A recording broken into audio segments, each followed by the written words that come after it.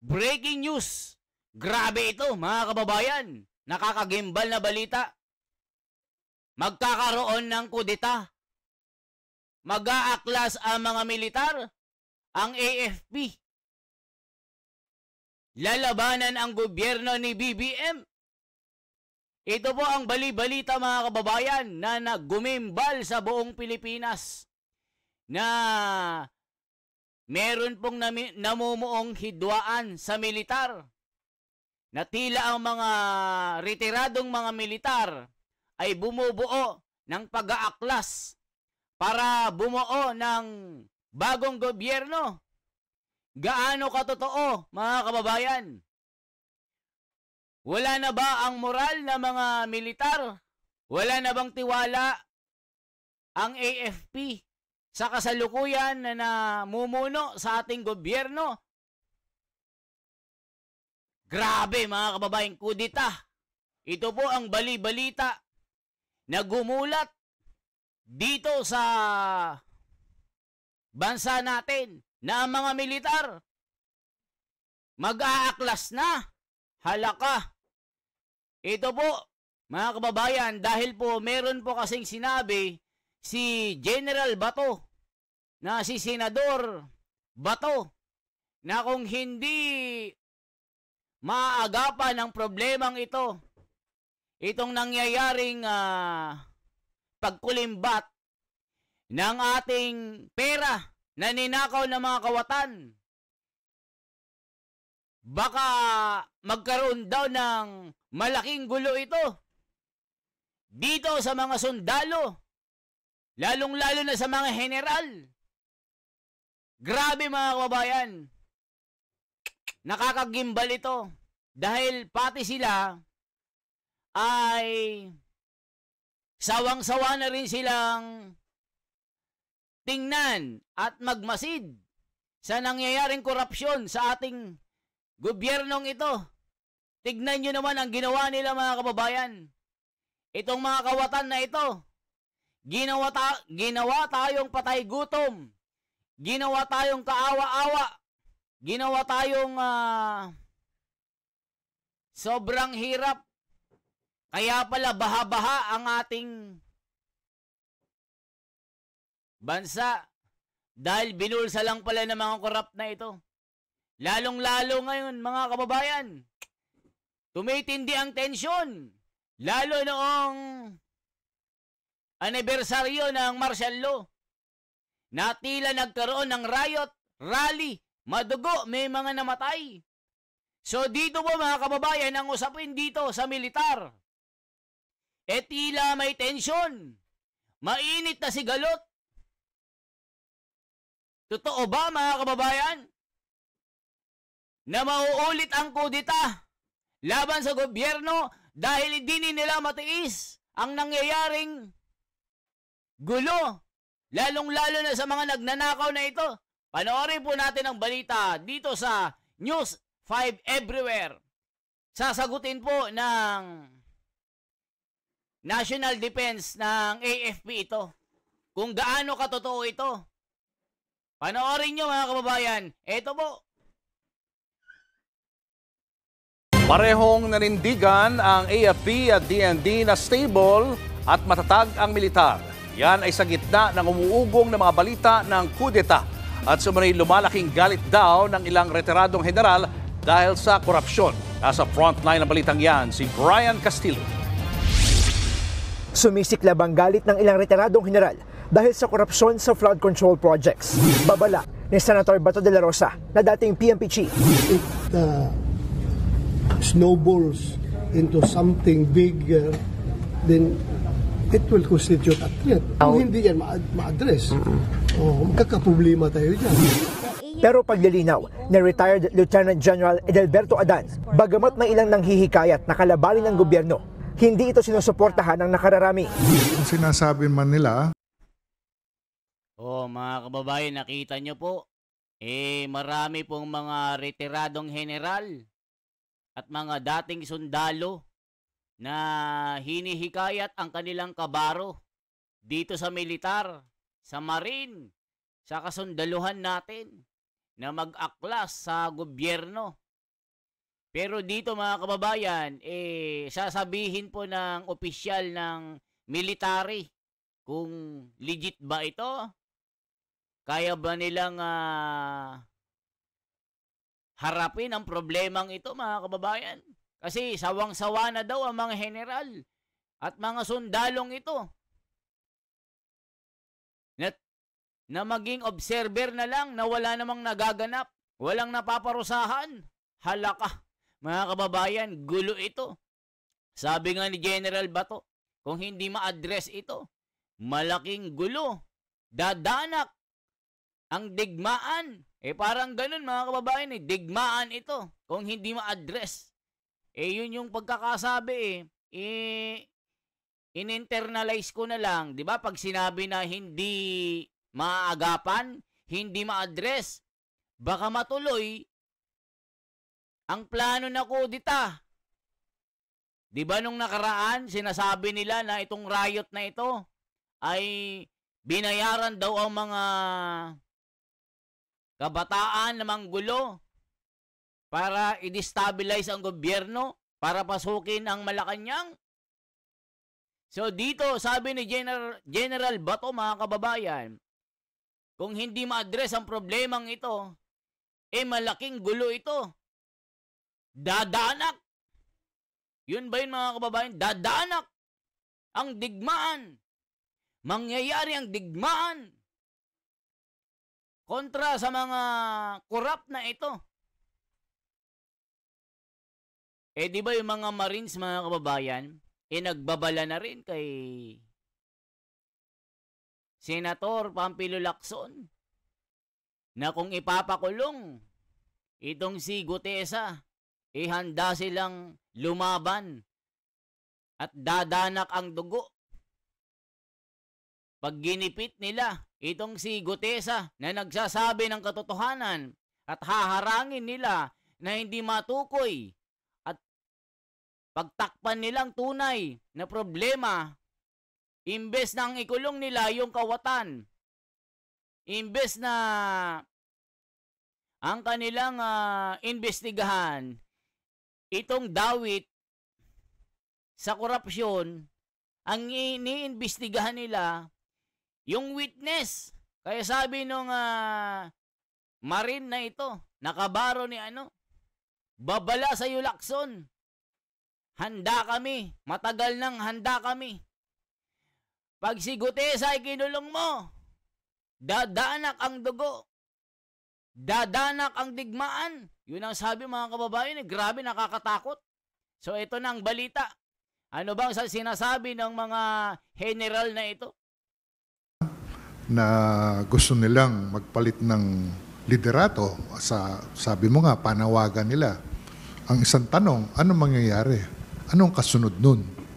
Pinag-aralan ba nila yun? Sinong ipapalit? Paano? So, tingnan din natin. Baka may mga political agenda din yan. Ang Armed Forces of the Philippines nanindigang hindi kailangan ng loyalty check. This is an outright lie and a dangerous attempt to poison minds, weaken the chain of command, and sow division between the commander-in-chief and the armed forces. They are nothing but digital smoke. So yan mga kababayan, sinasabi ng spokesperson ng AFP, this is just a digital smoke. Chismis lang ito. At sinabi po na matibay ang sandatahang militar ng Pilipinas. Ito lang ay ginagawa ng mga tao na gustong sirain ang loyalty.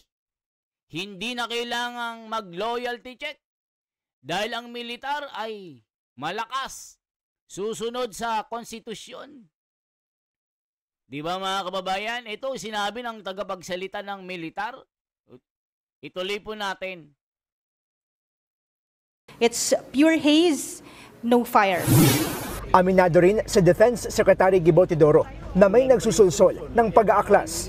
Pero hindi raw ito papatulan ng militar. Stable ang armed forces.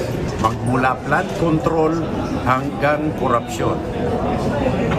Hindi militar ang solusyon. Ang solusyon, ay pagpapatatag at papagtibay ng ating mga institusyon. Tiwala rin ng palasyo na nananatiling tapat sa konstitusyon ang AFP. At lahat naman po tayo, hindi lamang po ang kasundaluhan, ang galit sa korupsyon. Nadinig na po natin si General Bronner. Sinabi po niya na mananatili silang matatag at hindi po sila sasali sa gintong klaseng gulo. Nagbabalita mula sa frontline.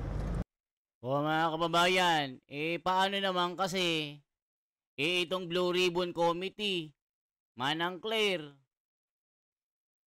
tila nalilihis ang direksyon. Pagka natutuko yung the name that cannot be mentioned, hinaharang, pinag-iinitan yung witness, pinag-iinitan si Senador Marcoleta, pinag-iinitan ni Senador Lacson at Tito Soto. May pasabog na witness para i-connecta yung dot, para tukuyin ang katotohanan. Pero nung ginagawa ni Lacson, inaaway niya si Marcoleta, pinag-iinitan.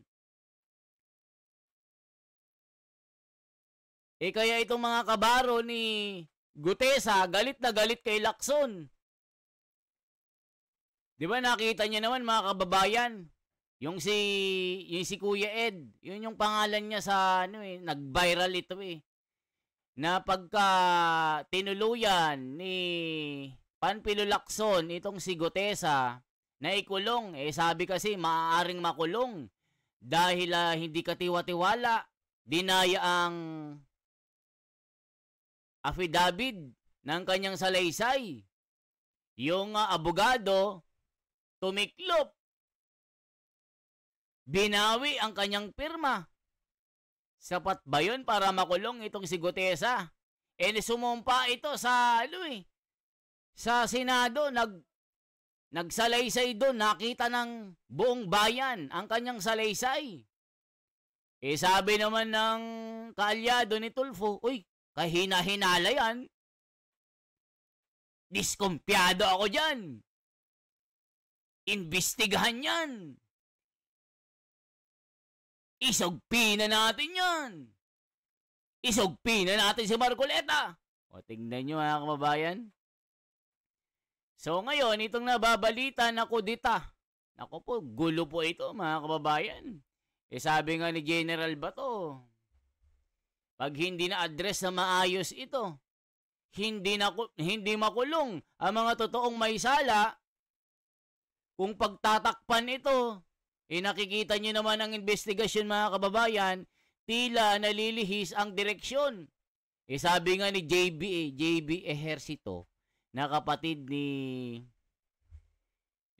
sino yung kapatid niya?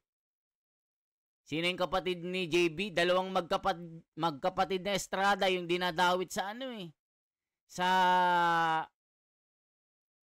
flood control balak niya nang umalis sa majority kasi nga yung investigasyon ng Blue Ribbon nalilihis. Imbes na tukuyin yung mga nagsimula ng isyong ito, 'di ba? Mga congressman ang nagpasimuno ng kawatan na ganito. Nadadawit yung kanilang pinakamataas na leader, si Saldico at si Tambaluslos. Lumabas yung witness na si Gutesa na galing sa Marines.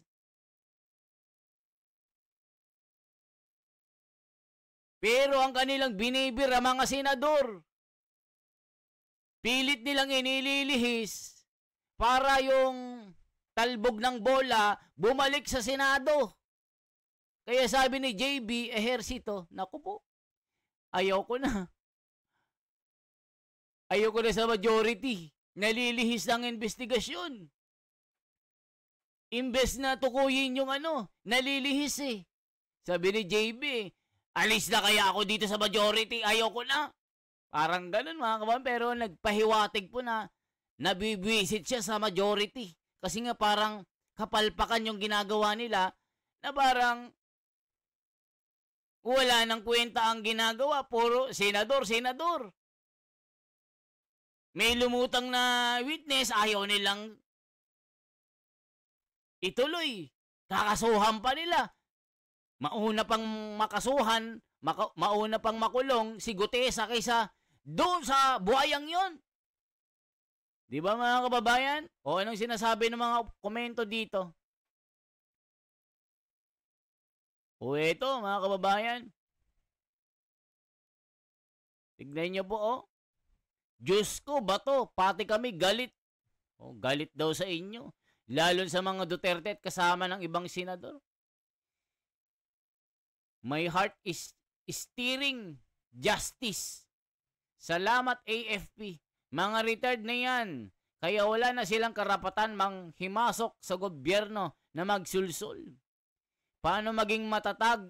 Buwis nilang winalangya nyo. Sabi ni Roel Salvacion. Sino ang ipapalit? Si Sara may corruption issue at may kinakaharap na impeachment. Hindi na, sabi ng mga sundalo nag-resign. Hindi na kinaya. Ala ka, mga kababayan, nag-resign ng mga sundalo. Grabe. Grabe na ito. Mga sundalo nag-resign na. Hindi na kinaya ang korupsyon. Hala ka. Mamaya, tatalakayin natin mga kababayan. Grabe for now.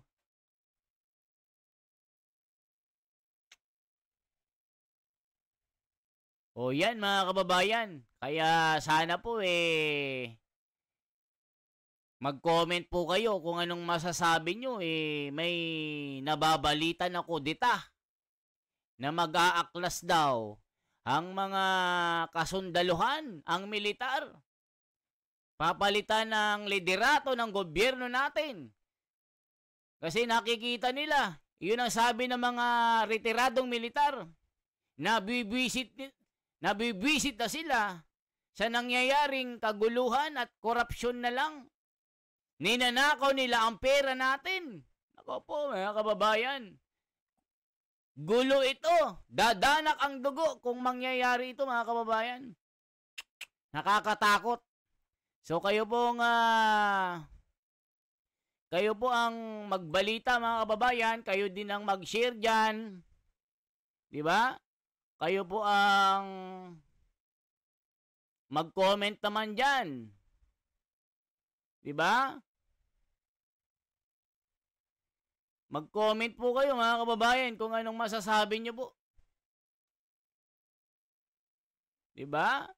Anong masasabi nyo dito sa nangyayaring ito na di umano merong mangyayaring kudeta? Diba mga kababayan? Mag-comment po kayo. Kayo naman ang aking hihingian ng panig. Diba mga kababayan? Tignan nga natin gaano kalakas ang mga militar natin. Ito po, mga kababayan ng mga militar. I-check nga natin kung gaano kalakas ang mga militar. Ito po, i-check nga natin gaano kalakas ang mga militar ng Pilipinas. I-check nga natin kung gaano katatag sila. Ito po, mga kababayan, ang ating mga militar. Ito po mga militar natin. Grabe oh. Ayan, ito ang mga militar natin mga kababayan. Ayan ang mga militar natin. 127 Philippine Independence Day. Yan ang militar natin. Naku, paano pag nag-aklas ang mga yan? Pero sabi ng AFP na tagapagsalita, matatag daw ang moral at hindi papasulsul sa mga general na gustong magkudita. Grabe mga kababayan. Ang lalakas. Yan ang mga militar natin. Napakalalakas nila. Pero sabi nila matatag. At kami susunod sa institusyon. Yan ang sinasabi po ng tagapagsalita ng militar na hindi nila hahayaan na masulsulan ng militar. Pero sabi na, ayan, grabe nga mga marine natin. Napakalulupit. Napakatindi nito mga kababayan. Nababalitang kudita. Grabing lalakas sa mga militar natin mga kababayan. Napakatindi. So yan po ang mga balita natin.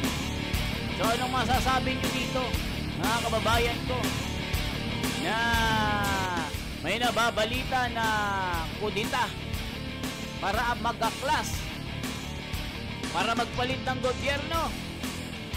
Mga kababayan, mag-comment po kayo. Ayan ang militar natin, ang lalakas po nila. Sabay-sabay na humakbang, nagmamarcha para sa tagumpay ng bayan. Ang mga militar ay para sa bayan. Grabe oh, mga pulis natin, ang liliit ng mga tiyan nila. Ang lulupit.